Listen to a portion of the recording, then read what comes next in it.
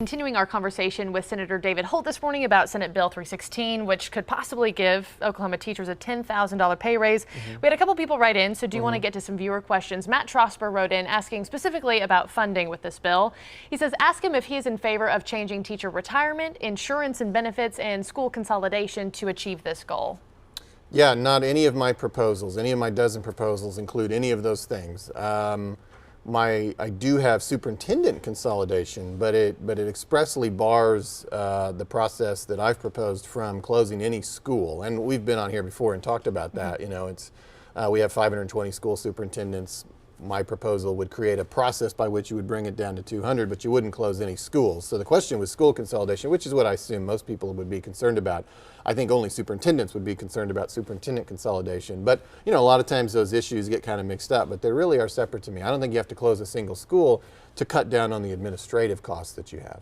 And if, you know, that superintendent consolidation did happen, do you have a plan for those superintendents that you would cut out of that number? That's pretty far down the line. You know, I'm just trying to start a conversation, but obviously I'd be certainly open to trying to take care of them. But as I said earlier, I mean, so that is worth about $50 million in my pile of proposals.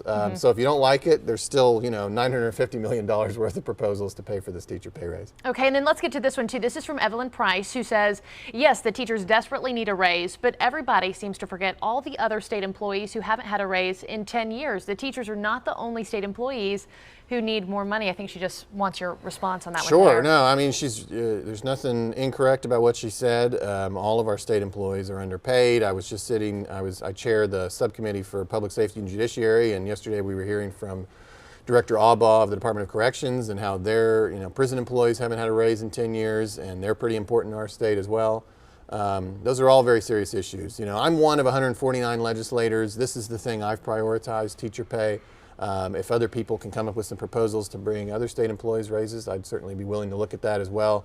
I think it's not surprising that most of us are talking about teacher pay because teachers are one of the most important professions in all of life, in all of American society, and we can't have the future we want for our state without competitive teacher pay and therefore great teachers. And so, I mean, there's a reason it's risen to the top. I think it will get resolved, and then maybe we can talk about other state employees. Yeah, you took me exactly where I was trying to go, because I know that you have thoroughly laid out the symbiotic relationship that lies within education. Like you just said, you can't have a future without a solid education system, without great teachers, without competitive pay. If this were to be enacted, where would that put us? We get this $10,000 pay raise. Where would that put us nationally compared to other states? Well, so we're about $5,000 behind the region, and we're about $10,000 behind the national average. So, my view is why I talk about $10,000 is, first of all, what's wrong with being at the national average? But even if you didn't think that was as important as being at the regional average, this is going to be a multi-year process, and it's like we're always behind.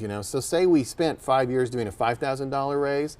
Guess what's going to happen in 5 years? We're already going to be $2,000 behind the regional average again, and I don't want this to be a perpetual thing where we're always in a crisis. I'd like for once for this state to get ahead of the curve and set us up for a few years so we don't have to talk about it for a few years. You will always have to revisit the issue because inflation and costs increase, and so you're never going to not give a raise again. But I hate that we would be in a position where it's just endless. I would like us to do a $10,000 raise phased in over a number of years, and then I think we can pat ourselves on the back for a little while before we have to revisit it again. Yeah, and I know next session starts next week. I know you're going to come out of the gate swinging and fighting for this one to get passed.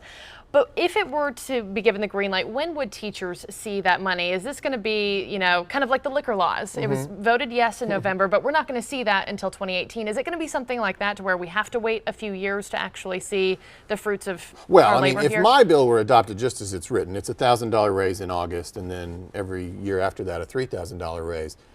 But I think it's really important for people to understand there's a lot of proposals out there. There's a governor, a speaker, and a Senate leader that have more say than anybody over how the process works. And what I think is going to happen is that you're going to have all these proposals, plus the governor's proposal, which I assume is coming Monday in her State of the State address, and that's going to, significantly affect the conversation.